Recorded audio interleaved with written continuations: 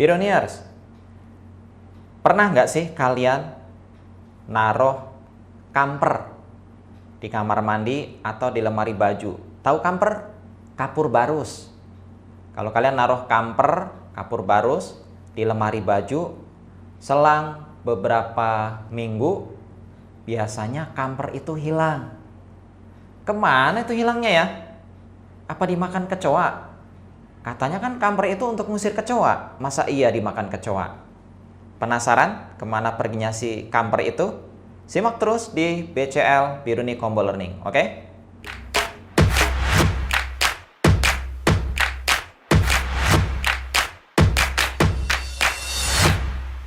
Biruniers, kalau kalian meletakkan kamper di lemari, terus dia hilang setelah beberapa minggu, tapi ya nggak langsung hilang begitu saja, tunggu beberapa minggu atau paling cepat beberapa hari lah. Kemana ya perginya kamper? Dia itu sedang berubah wujud, bukan disihir, tapi dia sedang berubah wujud dari benda padat menjadi benda gas. Seperti apa ya perubahan wujud zat itu? Langsung simak yuk ke materi berikutnya, yaitu klasifikasi materi dan perubahannya dalam perubahan wujud zat ya. Oke, Biruniers, stay tune ya, jangan kemana-mana ya. Nah, perubahan wujud zat itu sangat lazim terjadi di muka bumi. Wujud zat kan ada 3, zat padat, zat cair, sama gas. Nah, ketiga wujud ini bisa berubah.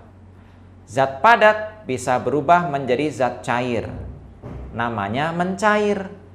Begitu juga sebaliknya, zat cair bisa berubah menjadi zat padat, namanya membeku. Terus yang peristiwa kamper tadi, zat padat berubah menjadi zat gas, namanya menyublim. Bisa nggak benda gas ini, zat gas, berubah menjadi padat? Bisa, namanya mengkristal atau mendeposisi ya.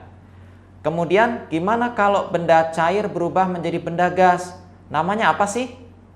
Nah, peristiwa ini namanya menguap. Bukan karena ngantuk ya. Kalau nguap ngantuk mah tutup mulutnya. Wah gitu ya.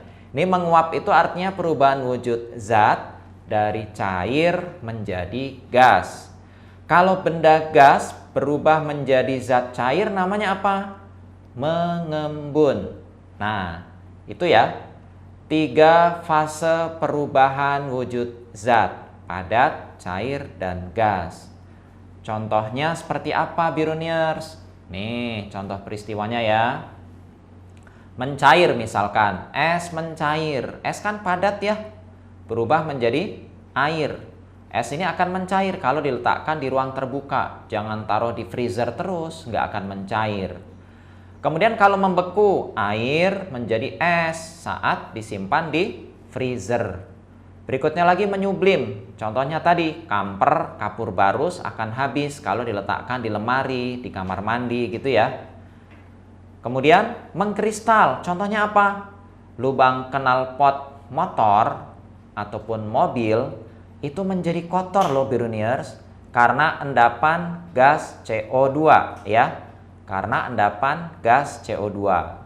Kemudian menguap. Misalkan air, itu kan akan timbul uap gitu ya, seolah-olah kayak berasap kalau airnya itu dipanaskan, direbus.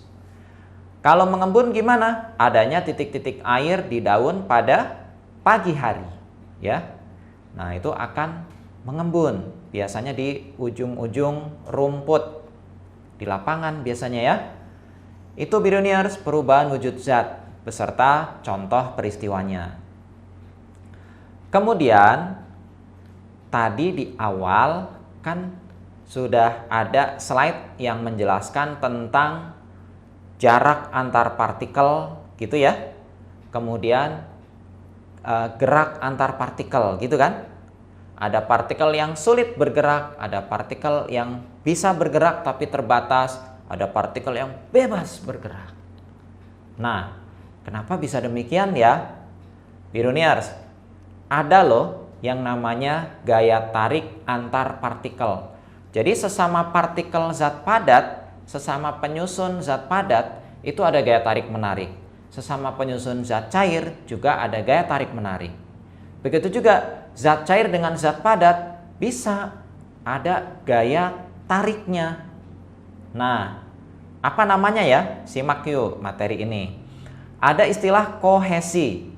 Kohesi itu adalah gaya tarik-menarik antar partikel-partikel yang sejenis. Nah, kalau yang sejenis, partikel-partikel sejenis namanya kohesi. Ada lawannya, namanya adesi ya. Adesi. Tuh, adesi adalah gaya tarik-menarik antar partikel yang tidak sejenis. Contohnya apa kalau adesi? Misalnya, kalau kalian menulis di kertas ya, kenapa tinta pulpen kalian bisa melekat pada kertas? Berarti ada gaya tarik-menarik antara tinta dengan kertas. Itu adesi. Kalian ngecat tembok ya. Cat bisa nempel di tembok karena ada gaya tarik-menarik antara partikel cat dengan tembok. Kan tidak sama, tidak sejenis. Namanya adesi. Kalau yang sejenis namanya kohesi. Contohnya, tarik-menarik antara partikel air dengan air. Ya, partikel cat dengan cat. Partikel kertas dengan kertas. Partikel gelas dengan gelas. Itu kohesi. Kalau kohesi mah mudah ya, dihafal. Kalau adesi ini yang agak susah, oke? Nah, dari peristiwa adesi dan kohesi ini, pada permukaan zat cair bisa timbul kelengkungan. Kelengkungan pada permukaan zat cair namanya meniskus. Jadi Biruniers, meniskus itu merupakan peristiwa melengkungnya permukaan zat cair karena pengaruh gaya adesi dan kohesi. Nah, timbullah namanya meniskus cembung dan meniskus cekung. Apa itu meniskus cembung? Meniskus cembung itu permukaan zat cairnya cembung ke atas, mencembung gitu ya. Nah, ini terjadi ketika gaya kohesinya lebih besar dibanding adesi.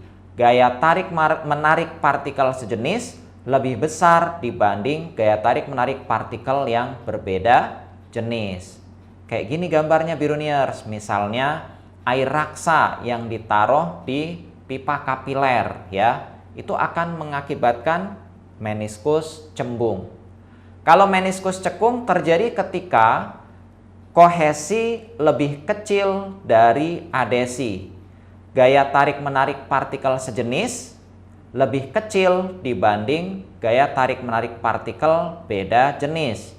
Contohnya apa? Saat air dimasukkan ke dalam pipa kapiler, maka akan timbul meniskus cekung. Ini diakibatkan karena tarik-menarik antara partikel air dengan kaca kapiler atau dinding pipa kapiler itu lebih besar Biruniers dibanding gaya tarik-menarik partikel air dengan air itu sendiri. Jadi kohesinya lebih kecil dibanding adesi. Namanya meniskus cekung. Nah, berikutnya Biruniers, kita akan bahas kapilaritas. Apa itu kapilaritas? Kapilaritas adalah gejala meresapnya zat cair melalui celah-celah sempit, ya. Meresapnya zat cair melalui celah-celah sempit. Di slide ini, lihat gambarnya Biruniers. Harusnya kan permukaan air yang ada di pipa itu sama dengan yang di bak ya. Oke? Harusnya sama ketinggiannya. Ternyata enggak. Yang di dalam pipa ini jauh lebih tinggi. Kenapa ya? Karena pipa yang digunakan adalah pipa kapiler. Celahnya sempit Biruniers, ya. Kemudian dalam kehidupan sehari-hari, contohnya apa sih kapilaritas ini? Misalnya, peristiwa naiknya air ya dari ujung akar ke daun pada tanaman. Ini karena silem memiliki celah yang sangat sempit. Celah kapiler pada silem. sehingga airnya naik dari ujung akar ke daun. Kemudian kalau zaman dulu ada namanya alat masak itu kompor minyak tanah. Kalau sekarang sudah sangat jarang ditemui Biruniers, sekarang itu kompor gas. Dulu kompor minyak tanah itu minyak tanahnya bisa meresap naik melalui pipa kapiler pada sumbu kompor. Jadi api akan terus menyala karena minyak tanahnya membasahi ujung kompor yang atas. Kemudian berikutnya, basahnya tembok rumah bagian dalam ketika hujan. Padahal kita di dalam rumah ya, hujannya di luar rumah. Harusnya tembok bagian luar itu yang basah. Tapi ternyata karena tembok juga punya pori-pori yang sangat kecil, kita sebut pipa kapiler, maka air akan merembes ke bagian yang lebih dalam, sehingga tembok bagian dalam rumah pun ikut basah dan lembab. Oke, Biruniers, itu tadi ya pembahasan kita tentang perubahan wujud zat. Kemudian kita bahas juga tentang gaya, adesi, kohesi, kemudian kapilaritas.